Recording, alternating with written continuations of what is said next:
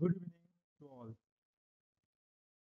পুনরায় তোমাদের সাথে আর একটা নতুন টপিক নিয়ে চলে এসেছি। তো এই টপিকে আমরা আজকের জানবো ইন। তো আমাদের প্রিভিয়াস ক্লাসে আমরা ইন সম্বন্ধে জেনেছি, তো আজকেরও ইন সম্বন্ধে জানবো। তো ইনের যে ব্যবহার সেটা আমরা কোথায় করতে পারি সেন্টেন্সের মধ্যে, তো সেটার সম্বন্ধে আরও কিছু এক্সট্রা ইনফরমেশন আজকের আমরা জানবো। আর এক্সামে আমরা কোথায় কোথায় মিস্টেক করি সেগুলো সম্বন্ধেও জানবো। ওকে, তো লেটস স্টার্ট। তো চলো ভিডিওটা দেরি না করে শুরু করা যাক। তো এই যে ইন ইন আমরা সবাই জানি যে প্রিপোজিশনের ইউজ মানে গুরুত্বটা খুবই বেশি যখন আমরা ইংলিশ সেন্টেন্স তৈরি করি বা স্পোকেনের ক্ষেত্রে এর গুরুত্ব অপরিসীম। তো সেক্ষেত্রে প্রিপোজিশন ইনেরও ব্যবহারটা আমরা সব সময় দেখব সেন্টেন্সের ক্ষেত্রে। তো ইনের ব্যবহারের এখানে প্রথম পয়েন্ট দেওয়া রয়েছে যে যখন আমরা কোনো টাউন, ডিস্ট্রিক্ট বা কান্ট্রির কথা বলি, তার আগে আমরা ইন ব্যবহার করতে পারবো, তার আগে আমরা ইনটাকে ব্যবহার করতে পারবো। অ্যান্ড নেক্সট পয়েন্টে কি বলা হচ্ছে যে যখন আমরা কোনো এরিয়া বা কোনো একটা পার্টিকুলার স্পেসের কথা বলছি, তো তার আগেও আমরা ইনটাকে ব্যবহার করতে পারি। থার্ডে কি বলা হচ্ছে, এখানে একটা ইন্টারেস্টিং পয়েন্ট, এটা একটা ইন্টারেস্টিং পয়েন্ট কেন বলছি, কারণ এখানেই এই ধরনের টাইপের পয়েন্টের উপর ডিপেন্ড করে এক্সামিনার কোয়েশ্চেন জিজ্ঞাসা করে থাকে এক্সামেতে। তো ইন দ্য পয়েন্ট, তো তোমরা স্পোকেনের ক্ষেত্রে বা রাইটিং এর ক্ষেত্রেও দেখবে যে অ্যাট দ্য এন্ড, প্রায়শই দেখবে যে অ্যাট দ্য এন্ড, আর এখানে আমরা ইন দ্য এন্ড সম্বন্ধেও জানবো। তো আজকে আমরা এই কনফিউশনটাকে দূর করব যে কোথায় অ্যাট দ্য এন্ড আর কোথায় ইন দ্য এন্ডটাকে আমরা ইউজ করতে পারি। ক্লিয়ার? ফোর্থ পয়েন্ট, কোনো জিওগ্রাফিক্যাল ডাইরেকশন বোঝাতে আমরা ইনটাকে ব্যবহার করতে পারি। ঠিক আছে, তো চলো কাম টু দি এক্সাম্পল। তো এখানে ফার্স্ট যেমন এখানে সাজানো রয়েছে, তেমনি এখানে এক্সাম্পলগুলো পরপর করে 4টি পয়েন্টের আকারে দেওয়া হয়েছে। তো ফার্স্ট এক্সাম্পলে আই লিভ ইন কলকাতা, তো একটা বড় শহর, টাউন। তো এই টাউনের কথা এখানে বলা হয়েছে, তাই এর আগে ইনটাকে ব্যবহার করা হয়েছে। I live in Kolkata. In the second part,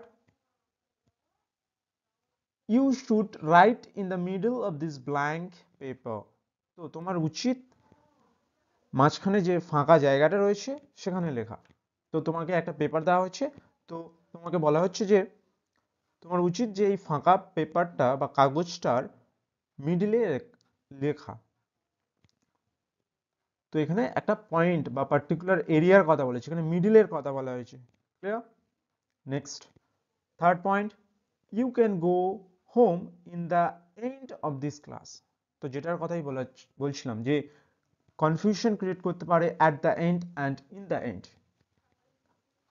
সমস্যা তৈরি করতে পারে বা ডাউট তৈরি করতে পারে তোমাদের মধ্যে যে কোথায় আমরা ইন দ্য এন্ডটাকে ব্যবহার করব আর অ্যাট দ্য এন্ড। তো অ্যাট দ্য এন্ড, ধরো তুমি কোনো একটা কাজ করছো, কোথায় আমরা অ্যাট দ্য এন্ডটাকে ইউজ করতে পারি, অ্যাট এর পরে তারপরে এন্ড। তো কোথায় আমরা অ্যাট দ্য এন্ড আর কোথায় আমরা ইন দ্য এন্ডটাকে ব্যবহার করতে পারি, যে ধরো তোমরা কোনো কাজ করছো, ঠিক আছে, তো সেই কাজটা করতে করতে এখানে ইনটা দেওয়া রয়েছে, just minute, let me highlight this word. Okay, in দেওয়া রয়েছে, এখানে যদি অ্যাড দেওয়া থাকতো তো কি করে বুঝবে?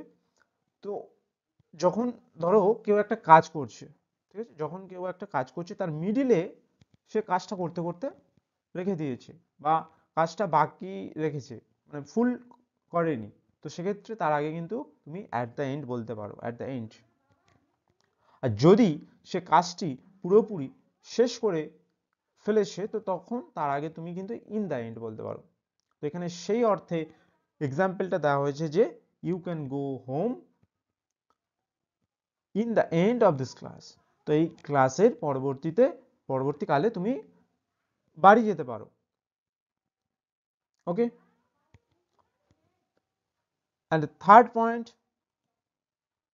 fourth point, the sun rises in the east. এখানে একটা জিওগ্রাফিক্যাল ডাইরেকশনের কথা বলা হয়েছে। তো এখানে দেখানো হচ্ছে যে সান ট্রুথ, ইউনিভার্সাল ট্রুথ, আশা করছি তোমরা এই সম্বন্ধে জানো যে সান প্রত্যেক দিনই পূর্ব দিকে ওঠে। তো এটা একটা ইউনিভার্সাল ট্রুথ, এর কোনো পরিবর্তন নেই। তো the sun rises in the east, তো এখানে জিওগ্রাফিক্যাল ডাইরেকশনের দেখানো চিহ্নিতকরণ করা হয়েছে, সেজন্য এখানে ইনটাকে ব্যবহার করা হয়েছে। তো এখানে ইনটাকে আমি হাইলাইট করে দিলাম। আর যদি সাপোজ দ্যাট মনে করো তুমি বাসেতে রয়েছো আর বাসটা চলতি অবস্থায় রয়েছে, ঠিক আছে, আর তোমাকে কেউ জিজ্ঞাসা করছে যে তুমি কোথায় রয়েছো, সেক্ষেত্রে কিন্তু তোমাকে ইন বলতে হবে, I am in the bus, I am in the bus. আর একটা ইন্টারেস্টিং পয়েন্ট তোমাদের সামনে বলবো, সেটা হচ্ছে যে তুমি মনে করো তুমি গাছের উপর রয়েছো, ঠিক আছে, 2 নম্বর পয়েন্ট এটা। মনে করো তুমি গাছের উপর রয়েছো আর গাছের একটা ডালেতে বসে রয়েছো, তো সেক্ষেত্রে তুমি ইন দ্য ট্রি বলতে পারো, in the tree. Clear? Third point, আরেকটি পয়েন্ট এখানে তুলে ধরবো। দেখো ইনের ব্যবহার প্রচুর রয়েছে, তো আমি যেগুলো খুবই গুরুত্বপূর্ণ সেগুলোই তোমাদের সাথে শেয়ার করছি। থার্ডে, সাপোজ দ্যাট মনে করো এখানে ছোট পেজ বলে, এখানে পুরোটা স্পেস ছোট বলে এখানে আমি তোমাদের সামনে মুখেই তুলে ধরছি, যে মুখে বলে দিচ্ছি যে কোন কোন পয়েন্টে তোমরা আরো ইনটাকে ব্যবহার করতে পারো। সাপোজ দ্যাট মনে করো যে তুমি একটা চেয়ারে বসে রয়েছো, তো অনেকে বলে যে অন দ্য চেয়ার, ধরো হাত রাখার যে জায়গাগুলো হয় না, যে কোনো চেয়ারে দেখবে, অনেক চেয়ারে দেখবে হাত রাখার জায়গা দুপাশে রয়েছে, তো সেক্ষেত্রে তুমি কিন্তু ইন দ্য চেয়ার বলতে হবে, I am sitting in the chair, I am sitting in the chair. তো আরাম কেদারা যেগুলো বলা হয়, তার দুপাশে যে হাত রাখার জায়গা থাকে, তো সেক্ষেত্রে কিন্তু তোমাকে ইন দ্য চেয়ার বলতে হবে। আর যদি কোনো হাত রাখার জায়গা না থাকে তখন কিন্তু অন দ্য চেয়ার।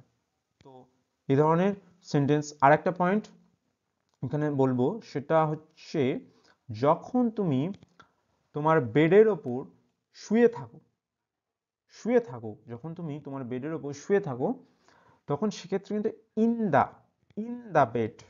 ক্লিয়ার? আর যদি তুমি বসে থাকো বা দাঁড়িয়ে থাকো, সেক্ষেত্রে কিন্তু তোমার অন দা বেড হবে, on the bed. Clear doubt? তো আই হোপ আমি তোমাদের সামনে পরিষ্কারভাবে ইনের ব্যবহারটাকে তুলে ধরতে পারলাম। আর যদিও বা কোনো ডাউট থেকে থাকে অবশ্যই কমেন্ট সেকশনে জানাবে। তো তোমাদের ডাউট বা প্রবলেম সলভ করার জন্যই এই চ্যানেল সবসময় রয়েছে। তো এই বলে আজকের মতন বিদায় জানাচ্ছি। Take care, bye bye. And just একটু ফোকাস করে লার্নিং করো, যাতে ইংলিশটা তোমাদের ইমপ্রুভ হয়। আর ইংলিশের এর ব্যবহার অনস্বীকার্য, তো সেটারও প্র্যাকটিস করবে। তো আস্তে আস্তে আমি এই চ্যানেলে অনেক কিছুই নিয়ে আসবো।